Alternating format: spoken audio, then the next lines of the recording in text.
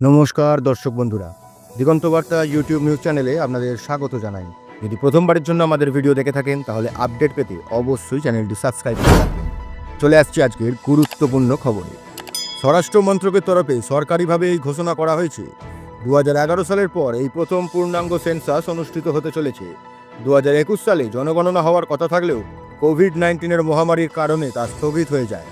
এবার 16 জুন 2025 সালে সরকার জানিয়ে দিল 2027 সালের 1 মার্চ হবে মূল জনগণনার দিন। তবে লাদাখ, জম্মু ও কাশ্মীরের কিছু অংশ এবং হিমাচল ও উত্তরাখণ্ডে তুষারবেষ্টিত এলাকায় 2026 সালের 1 অক্টোবর থেকে হবে জনগণনা। এইবার সেন্সাস হবে ডিজিটাল উপায়ে, থাকবে মোবাইল অ্যাপ, স্বনিবন্ধনের সুবিধা এবং সব কিছুতেই হবে অত্যন্ত নিরাপদ তথ্য সংরক্ষণের মাধ্যম দিয়ে। এইবার প্রথমবার সেন্সাসে জাতভিত্তিক গণনাও অন্তর্ভুক্ত করা হয়েছে, যা বহুদিনে রাজনৈতিক ও সামাজিক দাবি ছিল। প্রায় 34 লাখ গণনাকারী ও তদারকি কর্মী এই কাজের সঙ্গে নিযুক্ত হবেন। পুরো প্রক্রিয়াটি হবে দুটি ধাপে: হাউস লিস্টিং অপারেশন এবং পপুলেশন এনামারেশন। আগামী কিছুদিনের মধ্যেই হবে প্রি টেস্ট এবং হাউস লিস্টিং অপারেশনের তারিখ ঘোষণা।